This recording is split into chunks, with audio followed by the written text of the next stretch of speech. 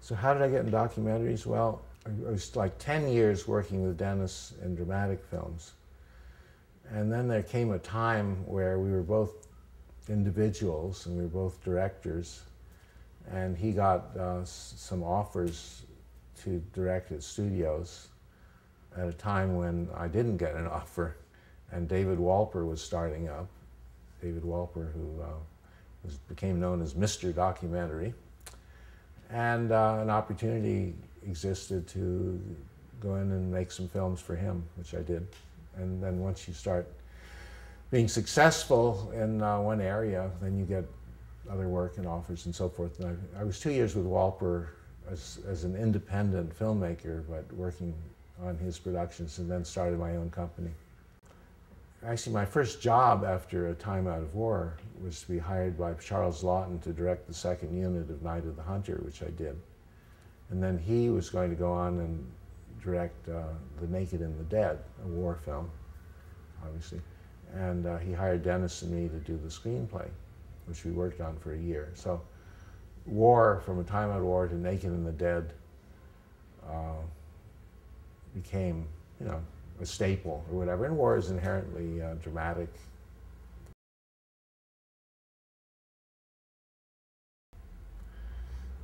I think to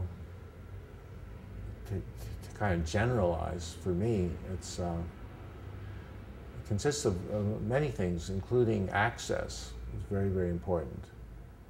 I shouldn't say including, it's probably the most important thing, to have access. And how do you get access? Well, often it's through trust. If people don't trust you, they won't allow you into their inner circle or whatever, or into their psyche. But also, technically, having equipment that doesn't need lights and stuff like that is part of access too, because in the olden days, where you had to have, you know, lights turned on, you destroy the reality, you know. So access is important. Having a great subject is always important. If you don't have a great subject, forget it. What's the point? You know? Okay, great subject, access, and then capturing, being skillful enough to capture the reality in cinema verite anyway. Capture the reality without trampling it, without imposing yourself, without obliterating it. And that's a skill. It's almost like a basketball team, you know, where if you had to plot out, you have to move there. It doesn't work. You have to feel it. It's almost like a sport, particularly cinema verite, okay? To get everything without, okay, being invisible is what, the third thing, okay, I would say. And I often tell people, if I'm filming them, you know, after hello, hello, hello, we're here, we're gonna film, and then I tell them we're invisible. And so I don't want them looking at the camera. And if they look at the camera, fine, but they need a little guidance, like forget about us, we're invisible. And oddly enough, you become invisible. And when people are engaged in something important to them, they don't care about, they don't give a shit about cameras or anything else. You know? And you can actually get in and sometimes very close to people, and they don't even know you're there. I filmed Aaron Copland in an actual concert, and Eric Darstad, my longtime friend and cameraman, was in white tie and tails in the string section filming him.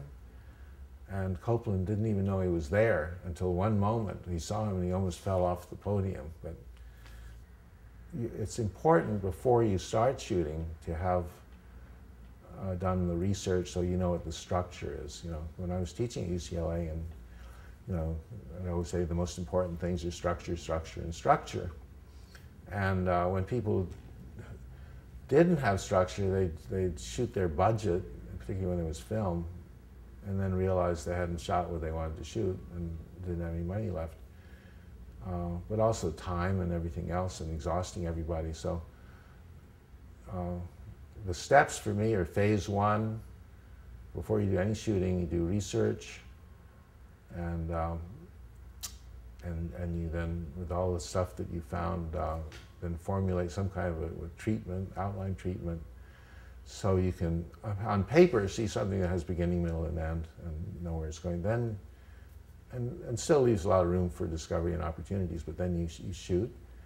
And in the editing room, okay, this is where the real art of film is, because it makes all the difference, you know, just, and you go through many, many iterations and cuts, so you finally get to the point where it's as good as it can be.